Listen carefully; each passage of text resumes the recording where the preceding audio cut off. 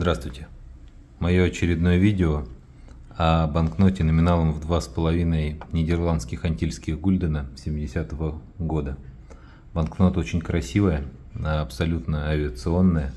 На ней во всей своей красе максимально подробно изображен самолет определенного типа в ливрее определенной авиакомпании, даже с указанием регистрационного номера на борту. И, честно говоря, все настолько красиво, что на первый взгляд даже немного скучно, и кажется, что по такому вот изображению точно уж не будет никаких вопросов. Все слишком просто и очевидно. Однако на самом деле я считаю, что именно такого самолета, который здесь изображен, не было и быть не могло. Если интересно, давайте разбираться. Как обычно, вот краткая информация по банкноте. Здесь все просто, был всего один выпуск, при этом в одном из источников я дополнительно нашел информацию, что было два варианта литер, D и E, и приведены диапазон номеров для каждой литеры. Я также покажу эту информацию, но, честно говоря, мне банкноты с литерой E никогда не встречались. Конечно, интересно было бы найти, но в любом случае это не какой-то отдельный вариант банкноты, а просто вторая литера. Итак, что мы можем точно сказать? Что на банкноте изображен самолет, который легко идентифицируется как McDonnell Douglas DC-9 в ливрее авиакомпании ALM Dutch Antillian Airlines с регистрационным номером PJ ALM. На самом деле с регистрационным номером проще всего. Как известно, в соответствии с международными требованиями, он состоит из 5-7 символов, по которым можно определить национальную принадлежность воздушного судна, принадлежность к авиакомпании и так далее. В данном случае вот эти вот две первые буквы PJ указаны абсолютно верно. Этот префикс соответствует Нидерландским Антильским островам. А вот со следующими тремя буквами, то есть с аббревиатурой авиакомпании ALM, художник здесь очевидно заменил ею настоящий регистрационный номер. В качестве идеи для изображения на банкноте получилось безусловно красиво, но совершенно не соответствует действительности. Самолета именно с таким регистрационным номером, конечно, никогда не существовало. Для понимания, все DC-9, которые на момент выпуска этой банкноты были в парке авиакомпании ALM, а их было всего 3, имели следующие регистрационные номера. А теперь посмотрите самое интересное. Как видно из представленных данных, все самолеты DC-9, которые были у ALM на момент выпуска банкноты в 70-м году, это были самолеты первой серии DC-9-15. Вот исторические фотографии именно тех самолетов. Полюбуйтесь, посмотрите, если интересно. Не так много их на самом деле. Все-таки 70-й год, начало 70-х, конец 60-х, начало 70-х.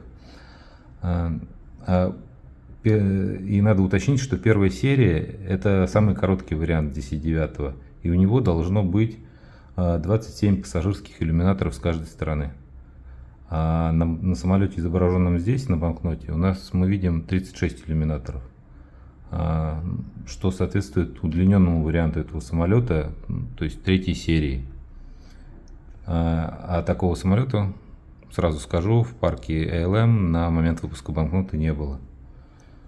И, честно говоря, поначалу меня это поставило в тупик. Получается, что либо художник изобразил самолет, которого на момент создания банкноты не было в парке компании, либо изобразил самолет верно, но ошибся с числом иллюминаторов.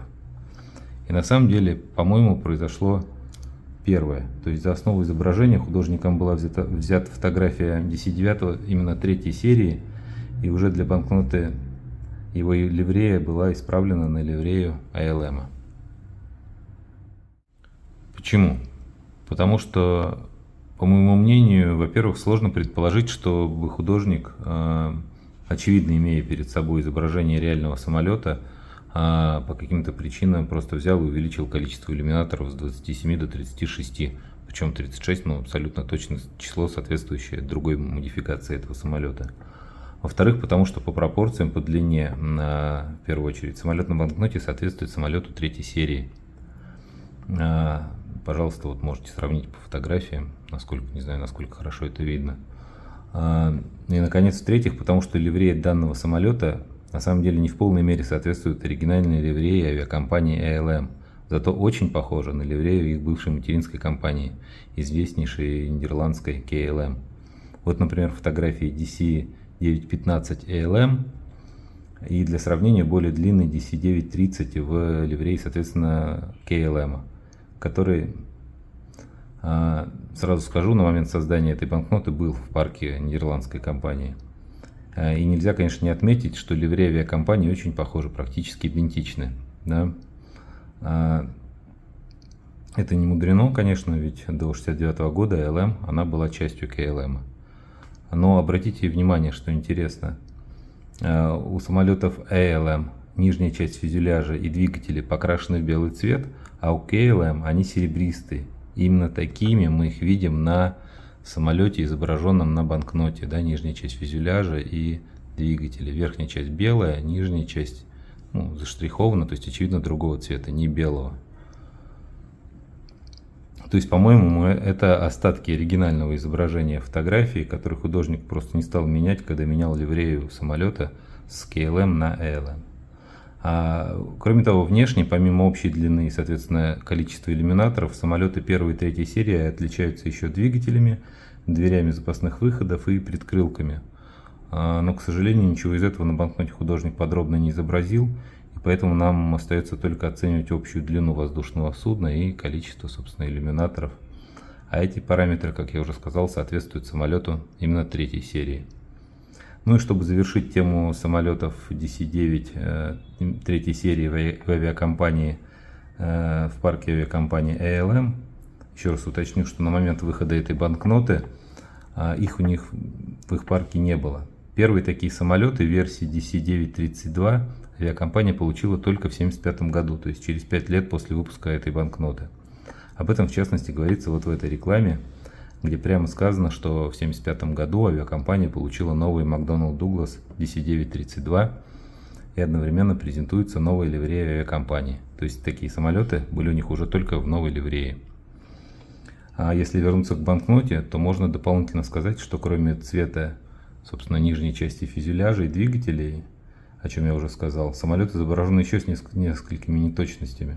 В частности, если сравнивать с оригинальным размещением изображений на самолетах компании ALM тех лет, то можно увидеть, что в носовой части самолета рядом с флагом Нидерландских Антильских островов художник забыл нарисовать еще два флага. Флаг, собственно, Нидерландов и флаг Суринама, то есть всех стран, на тот момент входивших в состав Королевства Нидерландов.